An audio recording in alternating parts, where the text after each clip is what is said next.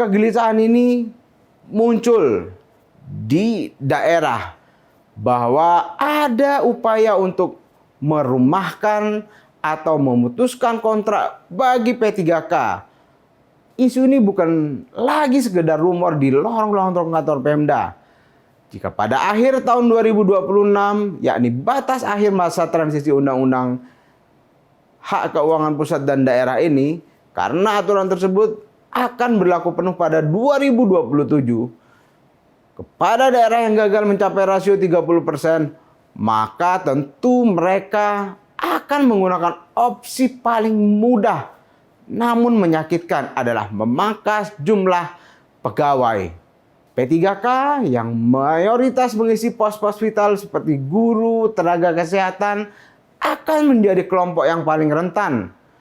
Padahal mereka adalah tulang punggung pelayanan dasar di birokrasi.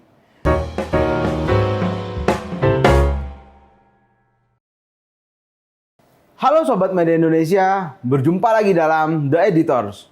Undang-Undang Nomor 1 Tahun 2022 tentang hubungan keuangan antara pemerintah pusat dan pemerintah daerah hadir dengan janji manis, jaminan kesehatan fiskal. Melalui pasal-pasalnya, pemerintah pusat mencoba melakukan diet ketat terhadap APBD dengan membatasi belanja pegawai maksimal sebesar 30%.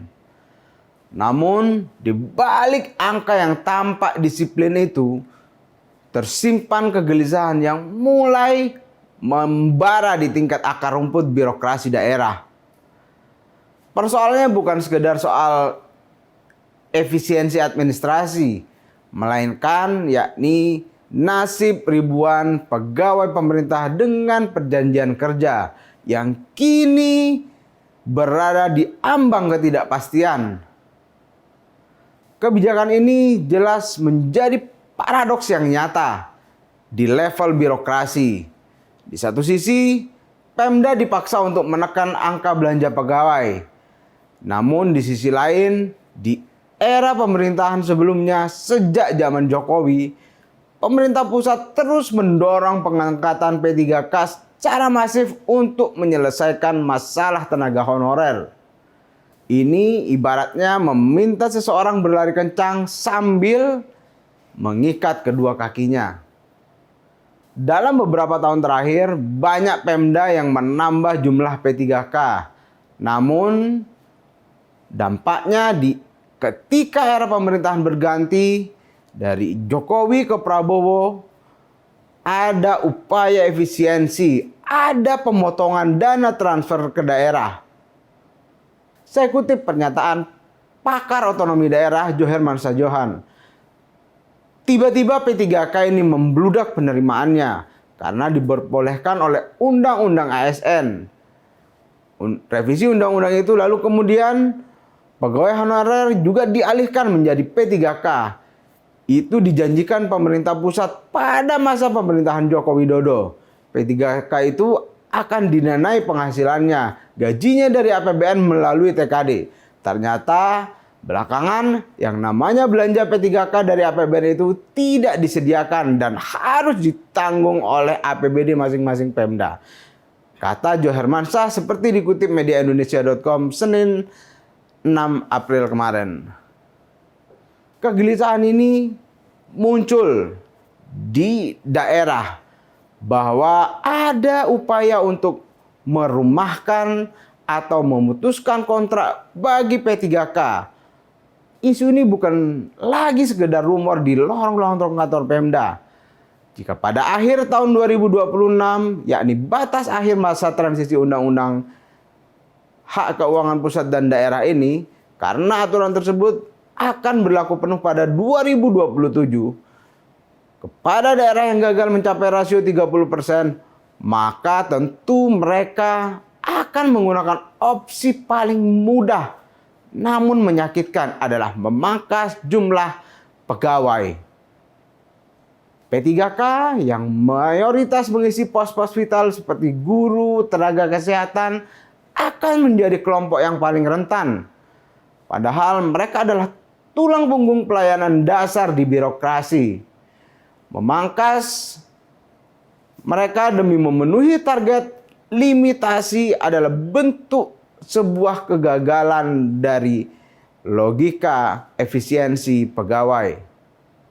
Apa gunanya rasio anggaran yang sehat di atas kertas jika ternyata di lapangan, di sekolah, di puskesmas, kekurangan guru dan perawat.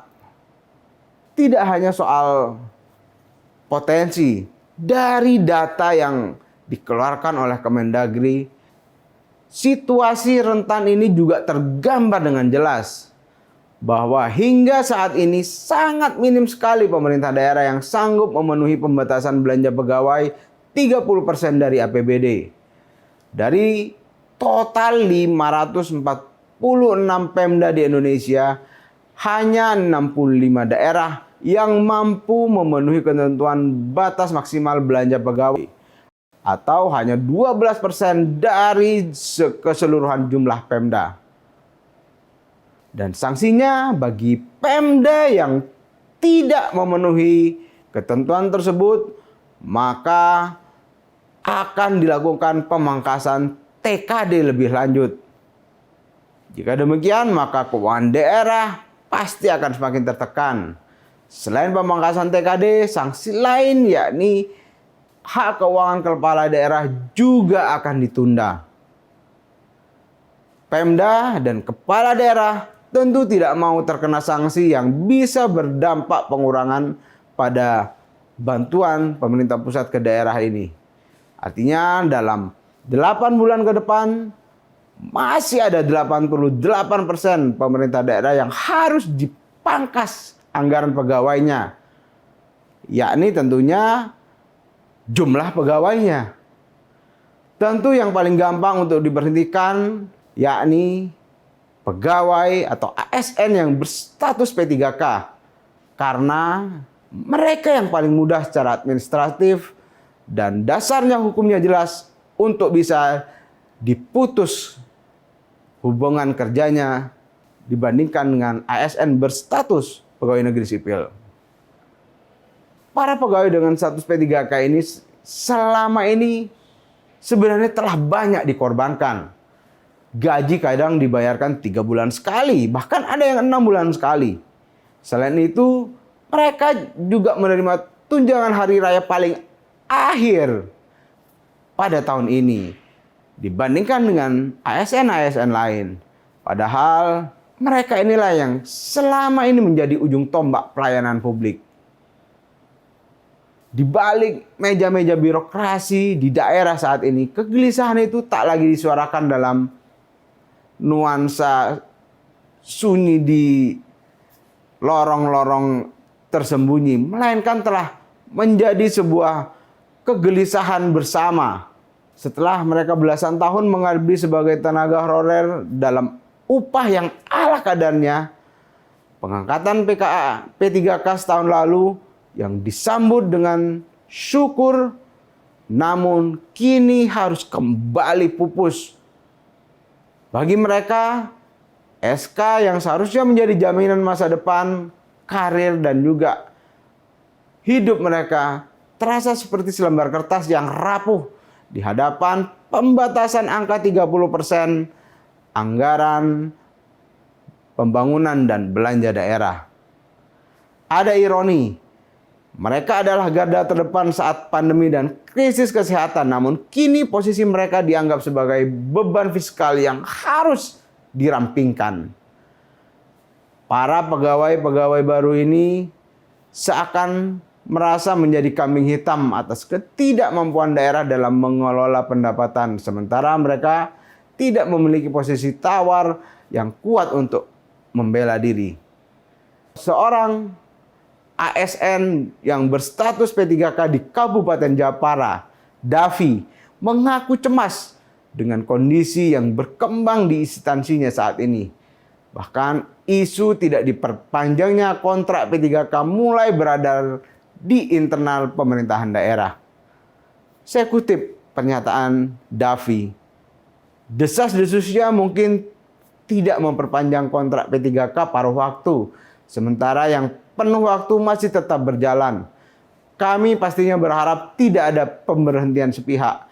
Jumlah P3K di sini ribuan.